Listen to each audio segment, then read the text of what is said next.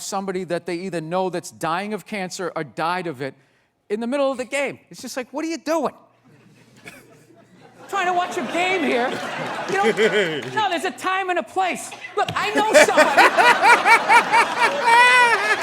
somebody that has died of cancer. I would never go to the movies with you and in the middle of it hit pause and be like, oh, by the way, Conan, I know this guy. He died of cancer. It was horrific. I could have lifted him up off the sheet with 2 fingers. It was horrible. Hey, enjoy. Oh, by the way, I got molested when I was 9. Enjoy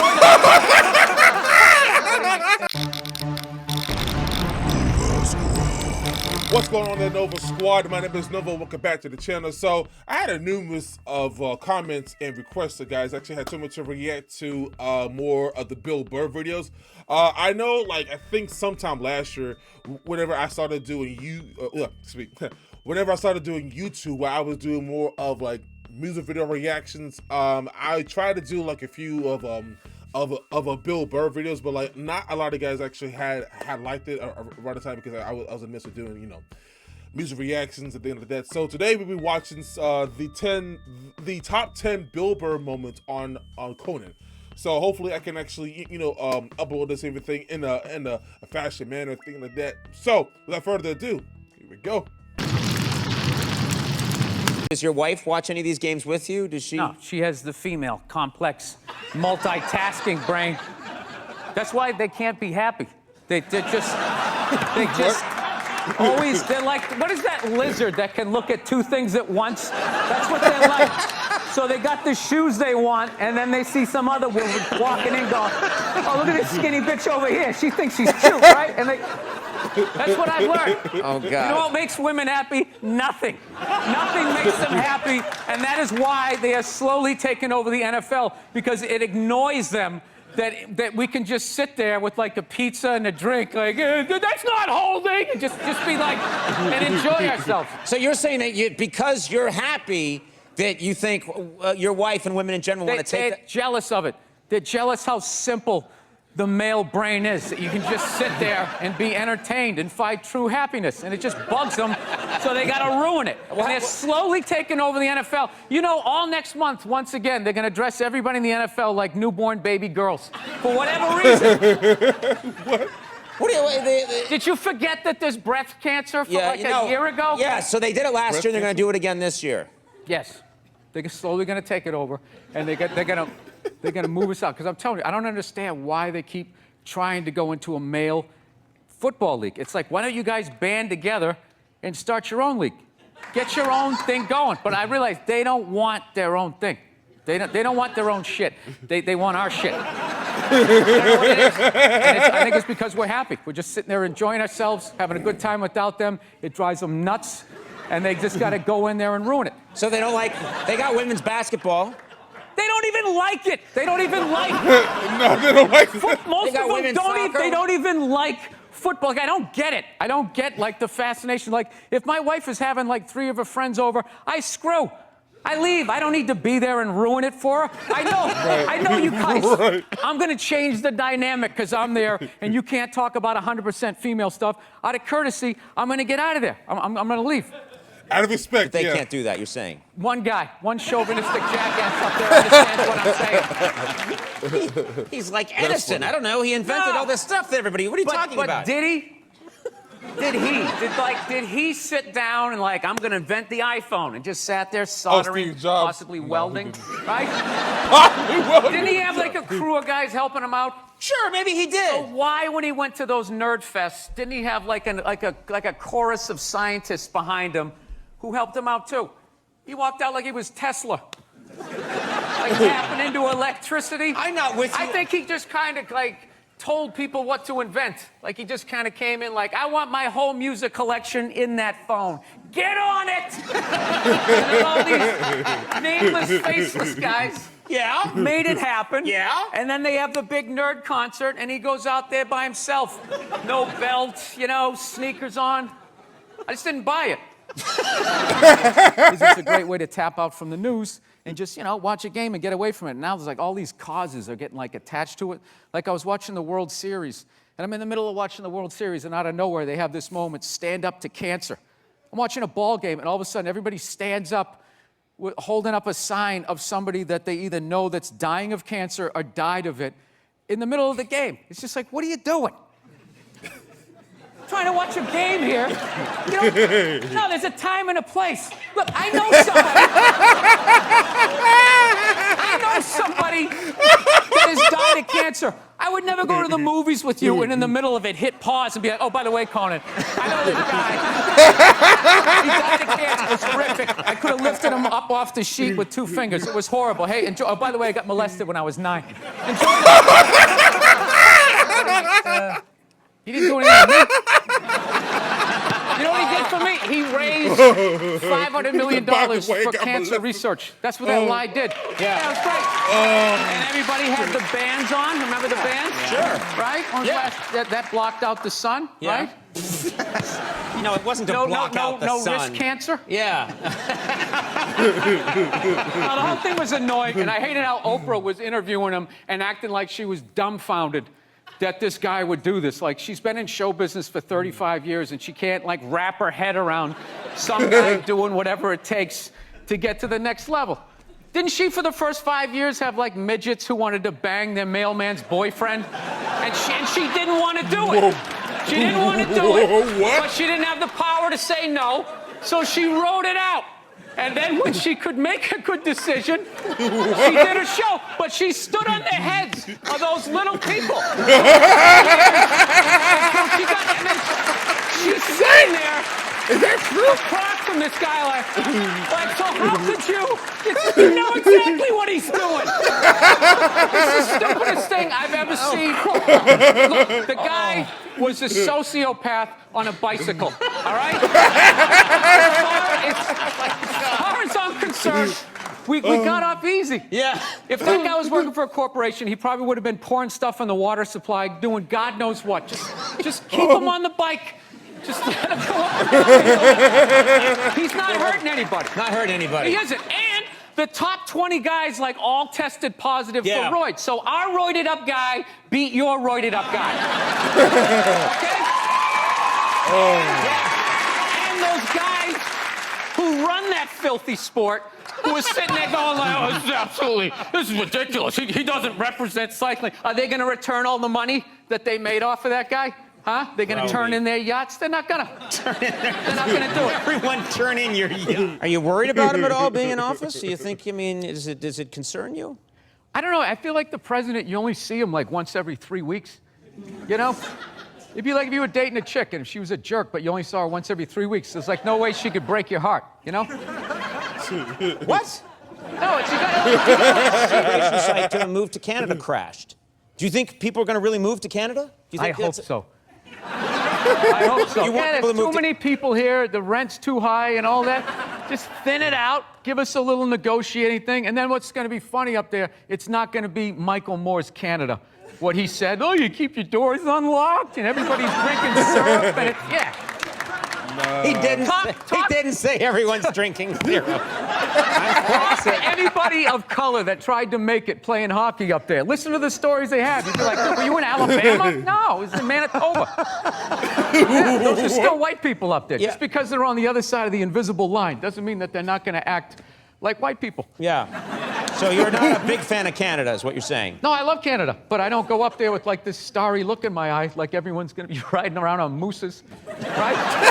It's just like environmental stuff. You really are worried about it. I am and I'm not. I just also feel like, you know, it'd probably be a good thing if most of us died. You know what I mean? It would be. Natural selection. There's nothing wrong with driving a gas-guzzling car. There's just too many people doing it. Yeah. So you got to figure out a way to like thin out the herd, and it's too late. No, these are the hard decisions that are going to have to be made. We're here to hear about some hard choices. Yeah. So you know how I would do it? What? I would randomly sink cruise ships. What? Wait a minute. Yeah. Let's hear him out. Why would you randomly sink cruise ships? Because you get like 2,500 to 3,000 people a whack, right? And I I think it's a good mix of people to get rid of. To be honest with you.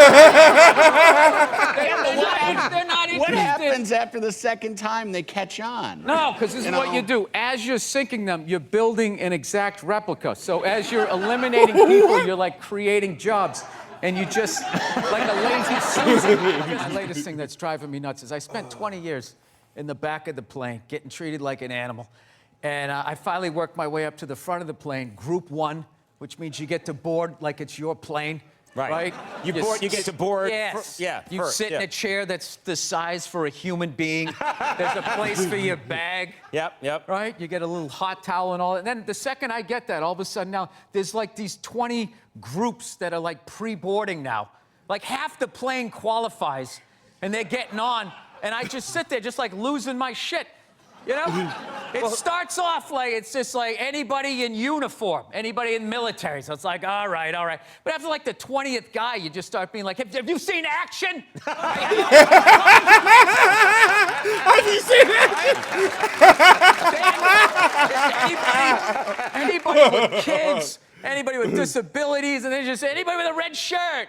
Hey, it's Tony Tuesday. Anybody in your family can get on. Dude, I sat one time, I saw this guy get on the plane. Okay, he wasn't in uniform. He didn't have kids. He had all his limbs. He wasn't limping. He didn't have a cough. He just walked on the plane. It's like, who the is that guy? How did I get on before that guy? No, I always hated the anxiety of being in the back of the plane. I just remember, like, the worst is whenever you would get your seat and you'd sit there and they're about ready to close the door and you'd have that empty seat next to you. Like the poor man's first class. You're like, oh, shit, I'll bring the armrest up. I can actually be great. And then all of a sudden, some fat bastard gets on the plane. And you're like, no. You're like Quint at the end of Jaws, like sliding down the bar.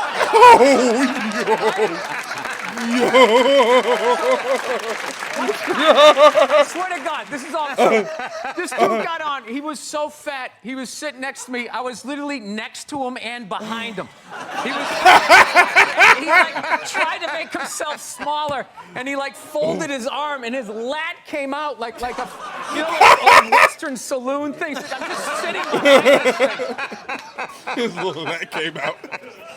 So that motivates you to try to get to a all certain these place years, in life. 20 years, you work your way up to the front, and now still they won't let you. Yeah, now that fat guy's considered disabled because he can't stop eating cookies. He gets on. Look at everybody groaning. 90% of the world is starving to death. That guy. He eats salad. He get on the treadmill like the rest of us.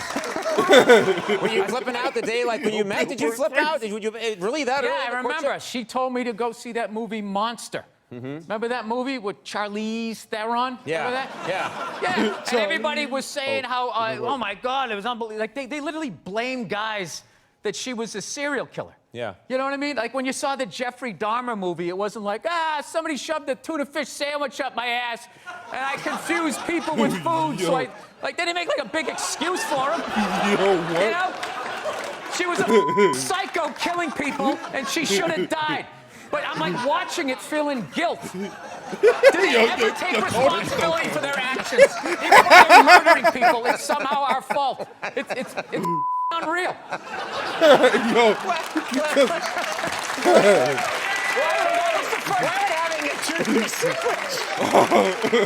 Why would having a tuna fish sandwich shoved up your butt make you want to eat people? Because another man did it. Right? It was another person. So you equated, I don't know, sex with food? I forget how the idea went.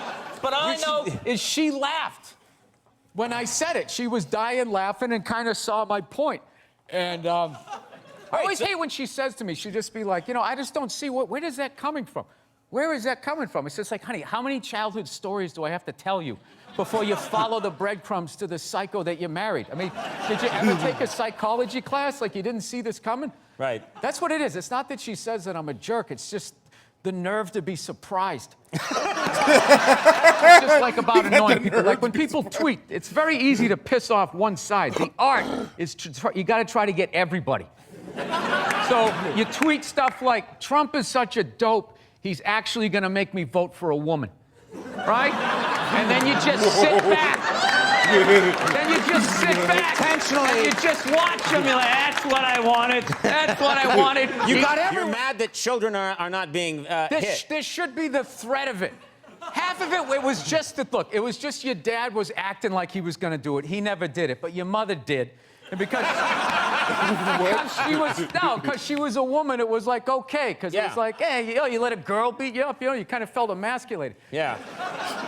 We had a rule, like, a lot of the stuff that I look at from when I was a kid that actually kind of made sense in a way would now be considered like abuse, I guess. Like when I was a kid, if you didn't finish your supper, as we called it. Supper, yeah. Yeah, my mother was just like, well, you're gonna finish, she would just wrap it in cellophane and you just picked up where you left off for breakfast.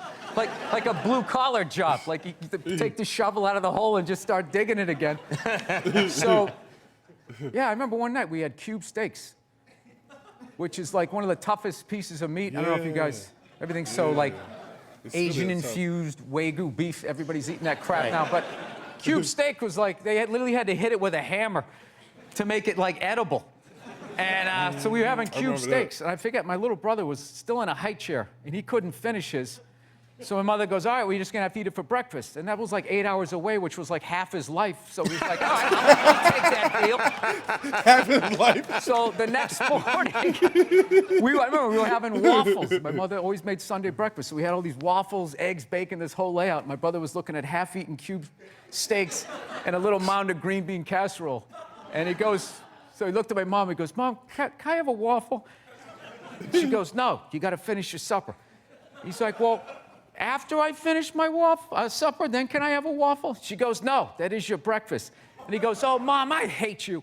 And my dad, without looking up, took a full glass of milk and threw it in his face. Hey! This is what kills me.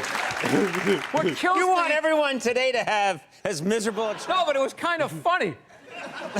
We know what's hilarious was my mother just popped up and just immediately started cleaning up, and my dad just kept eating. Like he didn't like the roles were defined back then. Now the guy has to throw the milk, he has to clean it up while telling his wife she's brave for just sitting there.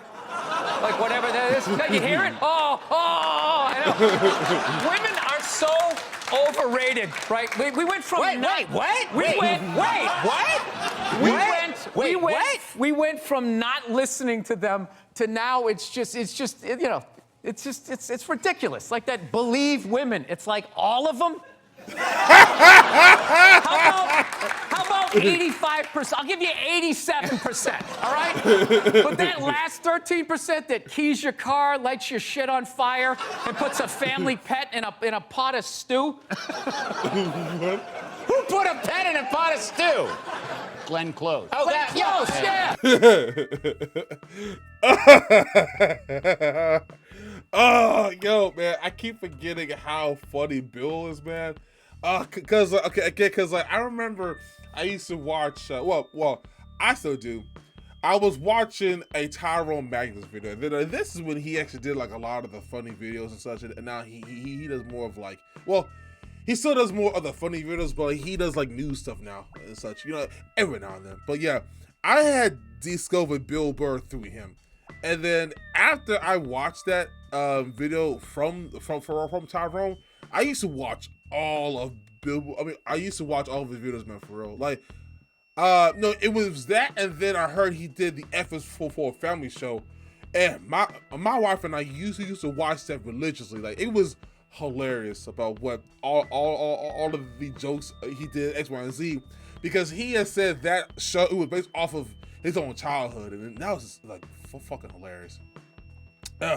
Anyways, y'all. Woo! All right, so if you guys really enjoyed this reaction today, make sure you hit that like button, subscribe, and share. Let me know in the comment section down below what you to react to next. Thank you so much for watching, and as always, my name is Nova, and I'll see you guys next episode. Peace!